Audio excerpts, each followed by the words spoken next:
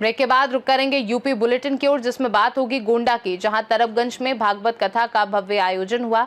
श्रद्धा और भक्ति का उमड़ा सैलाब। साथ ही बात होगी महाराजगंज की, जहां निचलौल क्षेत्र के जय श्री हनुमान सेवा समिति पैकोली कला में बड़े धूमधाम से किया जा रहा है हनुमान महोत्सव का आयोजन। ऐसी तमाम खबरों पर विस्तार से डालेंगे नजर। आजमगढ़ की समाजवादी पार्टी के राष्ट्रीय अल्पसंख्यक मोर्चा के राष्ट्रीय सचिव मोहम्मद आरिफ खान ने भारतीय जनता पार्टी पर हमला बोलते हुए कहा कि ये सरकार लोगों की भावनाओं के साथ खेल रही है। इनको देश के विकास से कोई मतलब नहीं है। आज महंगाई अपनी चरम सीमा पर है। प्रधानमंत्री और मुख्यमंत्री के मुंह से महंगाई का एक शब्द भी नहीं निकल रहा है। वहीं उन्होंने बताया कि 2027 में सरकार जाने वाली है। बीजेपी पार्टी के पास कोई विकास का मुद्दा नहीं है। सामने चुनाव आने वाला है। प्रधानी चुनाव 2026 में है, विधायकी चुनाव 27 में है। इस तरीके से अब ये लोग माहौल बना रहे हैं हिंदू मुस्लिम का। इसलिए हराम हलाल, हिंदू मुस्लिम, हिंदुस्तान पाकिस्तान, इनके अलावा और इनके पास कोई मुद्दा नहीं है। और पब्लिक अब जान चुकी है, पीडीए के लोग जागरूक हो चुके हैं और अब इनके बहकावे में नहीं आने वाले हैं। 2027 में माननीय अखिलेश यादव जी की सरकार बनेगी। जिस प्रकार से आपकी विधानसभा में एक बाबा साहब भीमराव अम्बेडकर जी की मूर्ति को खंडित किया गया जो है जी, और आप वहां पे पहुंचे भी, क्या मामला चल रहा है उसमें, आप जरा बताइए जो है। 4 दिन पहले हमको खबर मिली थी, सूचना मिली थी माननीय हवलदार यादव जी के पोस्ट से। तो उसी टाइम में 2 मिनट बाद मैं भी पोस्ट किया। तो हमारे ताहिर भाई हैं, वहाँ से रात में फ़ोन किया, ये भी समाज सेवी हैं। इन्होंने कहा कि आरिफ भाई हमें चलना चाहिए। ये जो बाबा साहब हैं ये पूरे हिंदुस्तान के नहीं पूरे वर्ल्ड में इनका नाम जाना जाता है और हम इनको बड़े सम्मान से नाम देते हैं बाबा साहब भीमराव अम्बेडकर। और कहीं ना कहीं ये देखा गया है कि जो हिंदुस्तान को अलग करने की बात करते हैं, हिंदू मुस्लिम को अलग करने की बात करते हैं, तो बाबा साहब की मूर्ति को तोड़ने का वही लोग काम करते हैं। तो आने वाले चुनाव में जनता उनको, पीडीए की जनता उनको सबक सिखाएगी और 2027 में इनका सफाया होगा बीजेपी का और समाजवादी की सरकार आएगी। जिस प्रकार से आप गोपालपुर विधानसभा में लगातार सक्रिय हैं, लोगों के बीच में जा रहे हैं, क्या लग रहा है आपको जो है? जनता बहुत उत्साहित है कि 2027 में हम लोग अखिलेश जी की सरकार बनाएंगे तन मन धन से। जनता तक। आजमगढ़ से सीनू संवाददाता अबुशाद अहमद की रिपोर्ट। भदोही जिले के औराई तहसील अंतर्गत औराई चौराहे पर लगा हुआ है गंदगी का अंबार। नेशनल हाईवे वाराणसी व प्रयागराज के मध्य औराई का चौराहा पर एक तरफ विंध्याचल धाम मिर्जापुर को जोड़ने वाली सड़क और दूसरी तरफ जौनपुर को जोड़ने वाली सड़क हाईवे के मध्य का चौराहा है, लेकिन चौराहे ठीक सामने औराई कोतवाली भी है। बाजार स्थित दुकानदारों द्वारा भी सफाई को लेकर कोई रुचि नहीं देखी जा सकती। औराई तहसील के प्रशासनिक अधिकारियों का चौराहे से होकर आना जाना हर वक्त लगा रहता है। वहीं सांसद व विधायक एवं जनप्रतिनिधि, ग्राम प्रधान औराई की कार्यशैली की विकास की रफ्तार को देखा जा सकता है। अभी कुछ दिन प्रधानमंत्री मोदी के जन्मदिवस के अवसर पर स्वच्छता पखवाड़ा कार्यक्रम चलाया जा रहा था। 2 अक्टूबर तक चलाया गया था। बड़े बड़े जनप्रतिनिधियों का आना जाना हुआ। क्या स्वच्छता पखवाड़ा का स्वच्छता अभियान औराई चौराहे पर कहीं नहीं देखने को नहीं मिला। वहां से गुजरने वाले राहगीरों को दुर्गंध के बीच से गुजरना पड़ता है। आप औराई के क्षेत्रीय निवासी हैं, क्या कहना चाहेंगे? चौराहे पर गंदगी का अंबार लगा रहता है। औराई चौराहे पे गंदगी है, पेशाब करने के लिए, लोगों की लैट्रिन करने के लिए कोई सुविधाएं नहीं है। औराई में शौचालय भी बने थे कांवरियों के लिए, इसको भी ध्वस्त कर दिया गया और प्रशासन इस पर कोई ध्यान नहीं दे रही है। जिस तरीके से राहगीर वहाँ मलमूत्र करते हैं, हाँ, क्या यह शोभनीय कार्य है? जिस तरह से यहाँ गंदगी फैलाई जाती है वो अच्छे कार्य नहीं है और यहाँ की बनियाँ भी काफ़ी गंदगी सड़कों पर फैलाए रहते हैं। इसकी कोई व्यवस्था सरकार द्वारा, कोई सुनिश्चित प्रशासन द्वारा नहीं की जा रही है। अभी स्वच्छता पखवाड़ा चलाया जा रहा था। स्वच्छता पखवाड़ा चलाया जा रहा है, लेकिन साफ सफाई की कोई व्यवस्थाएं औराई में दिखाई नहीं दे रही। क्या नाम है आपका सर? विनय कुमार मिश्रा। भदोही से सीनू संवाददाता प्रदीप दुबे की रिपोर्ट। गोंडा जिले के तरबगंज विकासखंड की ग्राम पंचायत ताराड़ी में श्रीमद् भागवत कथा सप्ताह का आयोजन 21 अक्टूबर से 27 अक्टूबर तक चल रहा है। कथा का वाचन डॉक्टर संत शरण त्रिपाठी जी महाराज कर रहे हैं, जबकि आचार्य सत्यपाल मिश्रा जी सहयोग कर रहे हैं। मुख्य जजमान ग्राम प्रधान सुरेश शुक्ल और उनकी धर्मपत्नी कमला देवी हैं। कथा प्रतिदिन शाम 6 बजे से आयोजित की जा रही है और 29 अक्टूबर को महाप्रसाद वितरण होगा। जिसमें हजारों श्रद्धालुओं के शामिल होने की संभावना है। यह आयोजन क्षेत्र में भक्ति, ज्ञान और सांस्कृतिक उत्सव का केंद्र बन गया है। गोंडा से सी न्यूज संवाददाता शिवराम पांडे की रिपोर्ट। हापुड़ से खबर है, जहां अमोनिया गैस रिसाव से हड़कंप मच गया। सिटी कोतवाली क्षेत्र में एक मीट प्लांट में गैस रिसाव हुआ। समय रहते तकनीकी टीम ने स्थिति पर काबू पा लिया। इससे एक बड़ा हादसा टल गया और कोई हताहत नहीं हुई। इस प्लांट के कोल्ड स्टोरेज स्टेशन में अचानक गैस का दबाव बढ़ गया, जिससे पाइपलाइन से रिसाव शुरू हो गया और कुछ ही देर में तेज दुर्गंध फैल गई। कर्मचारियों को सांस लेने में दिक्कत महसूस होने लगी, जिससे प्लांट में अफरा तफरी मच गई और वो अपनी जान बचाने के लिए बाहर की ओर भागे। क्या हुआ पूरा पता? ये रेवन फूड्स है, मीट प्लांट है। इसमें अमोनिया का रिसाव हुआ था लगभग 5:30 बजे, जैसा इन्होंने बताया। और रिसाव जो हुआ था, इनके प्रेशर ज़्यादा हो गया था, उससे थोड़ा हो गया था। इनके द्वारा खुद ही उसको बंद कर लिया गया और पानी का छिड़काव किया गया है। अभी यही पता है इसके बारे में। बाकी कितने मजदूर मतलब मजदूरों के बारे में बताने कोई बेहोश नहीं है। अब ये जांच का विषय है, जांच करके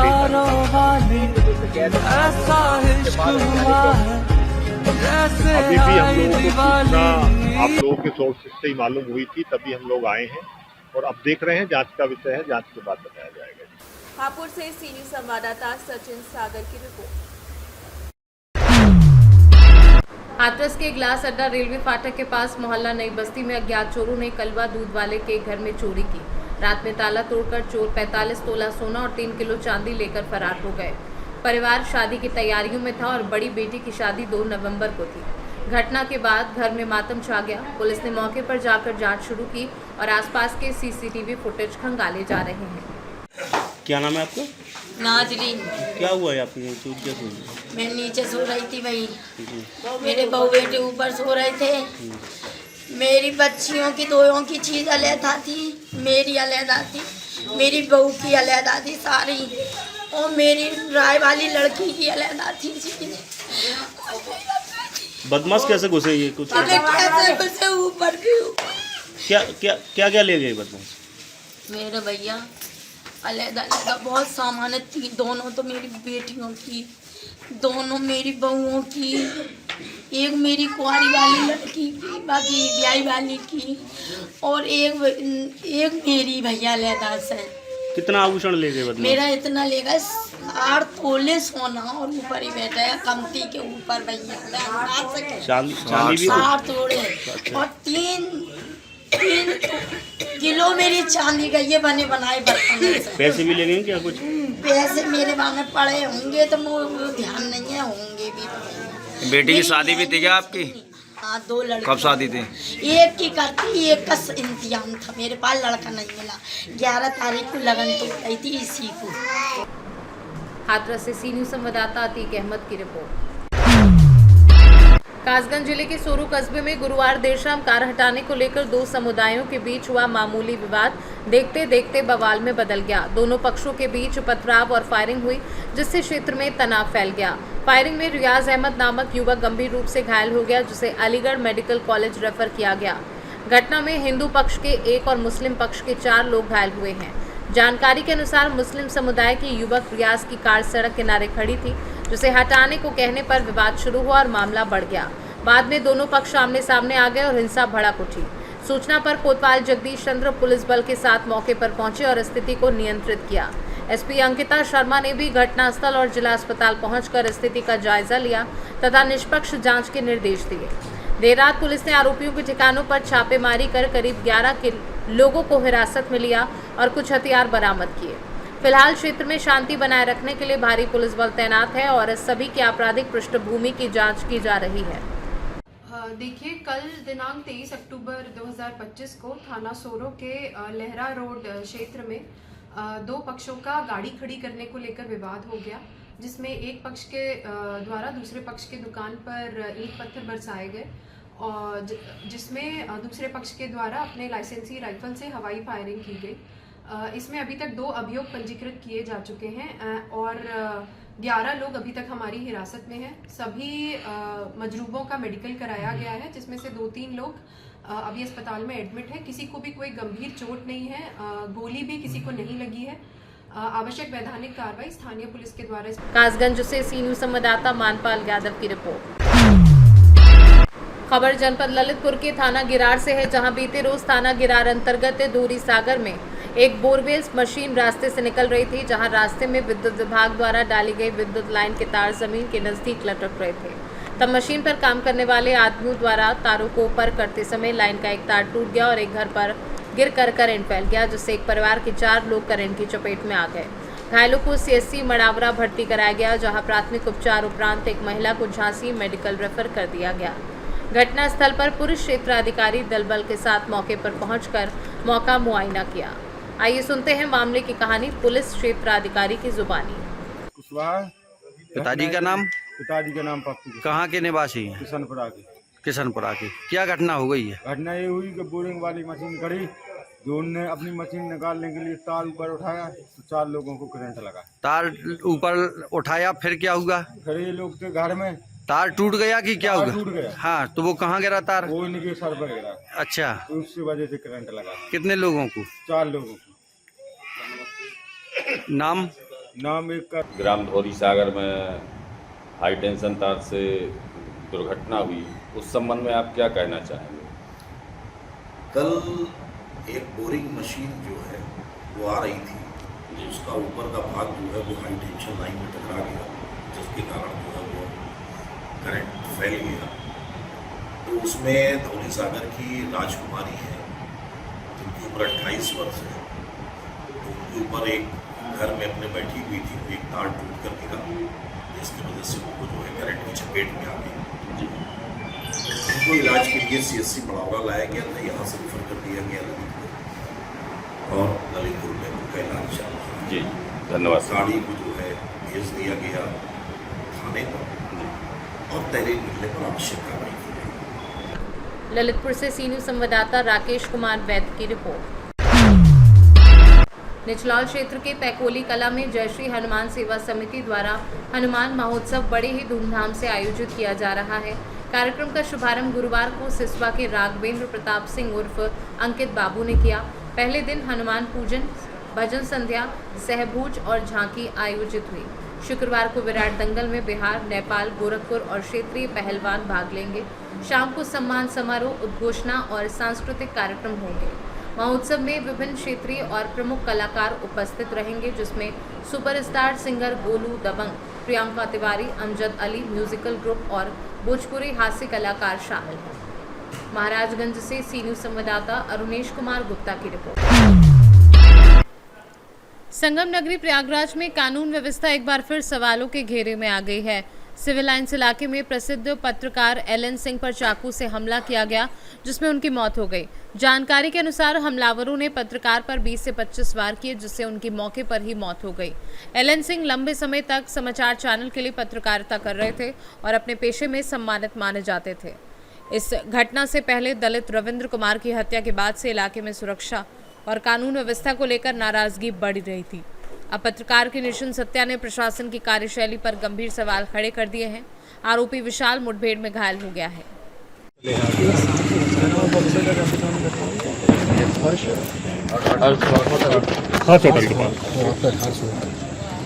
सर, एक पत्रकार की निर्मम हत्या कर दी गई है, क्या पूरा मामला है, वजह क्या रही है?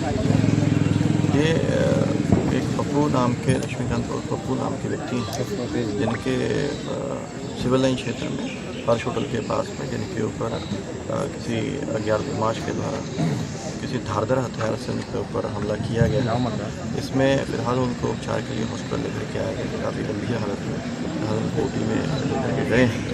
इसमें अभी जो हमारे SHO सिविल लाइन और हमारे ACP SHO सिविल लाइन वहाँ मौके पे जो संदिग्ध हैं उनके लिए घटनास्थल का निरीक्षण करने के बाद में उनको भेजा गया है आगे पकड़ने के लिए बदमाशों को, और साथ ही साथ हमारे ACP सिविल लाइन यहाँ पर उपचार के लिए उनके जो घायल हैं उनके उपचार के लिए यहाँ पर हॉस्पिटल में आए हैं।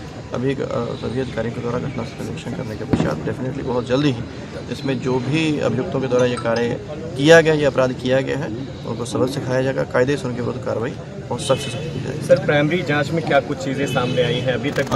अभी परिजनों से बात करने का प्रयास किया जा रहा है और साथ ही जो और भी जो चीज़ें हैं जिसके कारण से ये घटना हुई है, उसके क्या कारण रहे हैं, जिसके द्वारा ये घटना की गई है, इन सभी चीज़ों की अभी जांच चल रही है। क्या मौत हो गई है उनकी?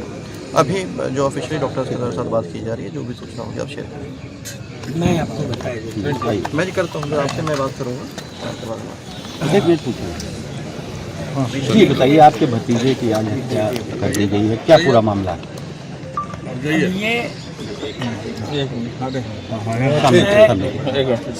मेरा चचेरा भतीजा है, आपके पत्रकारिता से जुड़ा हुआ है।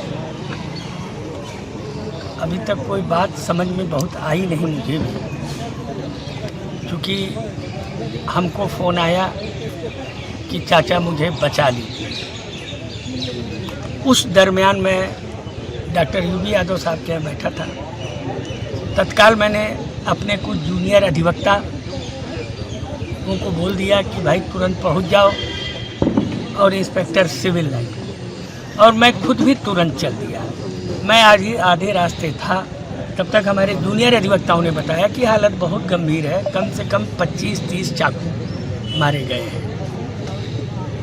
प्रयागराज से सी न्यूज़ संवाददाता जाबिर की रिपोर्ट। सीतापुर के बिस्वा स्थित सेक्सरिया चीनी मिल में वर्ष 2025-26 का पेराई सत्र पूजा अर्चना के साथ प्रारंभ हुआ। इस बार सेक्सरिया मिल प्रदेश की सबसे पहले शुरू होने वाली चीनी मिल बनी है। कार्यक्रम में सभी गन्ना तौल कांटों की पूजा की गई और पहले गन्ना तौल कराने वाले किसान को मुख्य अधिशासी आरसी सिंगल ने सम्मानित किया। उन्होंने किसानों को बधाई देते हुए कहा कि मिल के शुरू होने से खेत जल्दी खाली होंगे, जिससे गेहूं और लाही जैसी फसलों की बुआई समय पर हो सकेगी।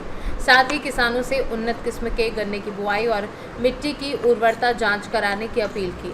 मुख्य गन्ना प्रबंधक डॉक्टर अनूप ने बताया कि इस सत्र में 140 लाख कुंटल गन्ना पेरने का लक्ष्य रखा गया है और किसानों को सप्लाई पर्ची में कोई परेशानी नहीं होगी।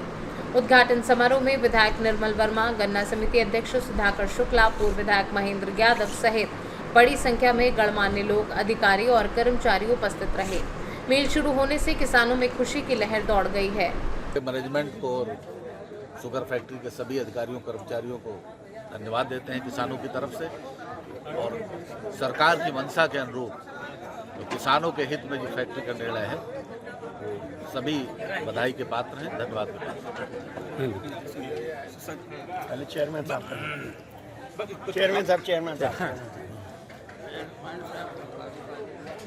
सर, आज पेराई सत्र प्रारंभ हुए हैं, इस पे आप क्या कहेंगे? पहला तो मैं आपके माध्यम से पूरे क्षेत्रवासियों को, हमारे समिति के जो 100 लाख किसान हैं उन सबको बधाई देना चाहूँगा। जैसा अभी माननीय विधायक जी ने कहा, ये बहुत बड़ी उपलब्धता है हमारे क्षेत्र के लिए, पूरे किसानों के लिए, क्योंकि फसल का जो चक्र उनका टूटता था, जिससे वो अपने कोल्हुओं पर और क्रेशर पर अपना गन्ना सप्लाई करते थे, वो व्यवस्था बहुत स्तर तक रुकेगी और उनको सही मूल्य का भुगतान शुगर फैक्ट्री कर पाएगी, और समय से किसानों का गन्ना जब शुगर फैक्ट्री में पहुँचेगा तो अगली फसल वो ले पाएंगे। मैं आपके माध्यम से पूरे मैनेजमेंट को, पूरे यहाँ के कर्मचारियों को, सम्मानित किसानों को बधाई दूंगा। साथ ही विधायक जी का भी बहुत सराहनीय एक प्रयास रहा। एक हमारा नया सेंटर भी पखनियापुर इस बार खुल रहा, चालू हो रहा, जो जीतामाओं में था, तो किसानों की सुविधा को दृष्टिगत रखते हुए बहुत उनकी सुगमता के लिए ऐसा प्रयास विधायक जी से और शुगर फैक्ट्री के सभी कर्मचारियों अधिकारियों ने किया है। सिंघल साहब, डॉक्टर अनूप सिंह जी ने बहुत मेहनत उसमें परिश्रम की, जिससे वो चालू हो पा रहा है। और कुछ बड़ी उपलब्धियां ये भी हैं कि शुगर फैक्ट्री हमारी जो बिस्वा है वह इतिहास रचने जा रही। हमारे मंडल में सबसे पहले शुभारंभ इसका हो रहा है। आपके माध्यम से और पूरी टीम को यहाँ की मैं पुनः बहुत बहुत बधाई देता हूँ। यहाँ के हमारे जीएम साहब, चेयरमैन कमलापुर हैं, माननीय विधायक जी, हम सब लोग बहुत गौरवान्वित महसूस कर रहे हैं। हमारे बड़े दादा राम गोपाल अवस्थी जी भी चेयरमैन साहब उपस्थित हैं, और हम सब बहुत उत्साहित भी हैं। समस्त किसानों को भी बहुत बधाई, और आप सबको। सीतापुर से सी न्यूज़ संवाददाता आरएन सिंह की। यूपी बुलेटिन में फिलहाल के लिए इतना ही। बने रहिए सी न्यूज़ भारत के साथ, हर खबर आपके साथ, आपके हाथ।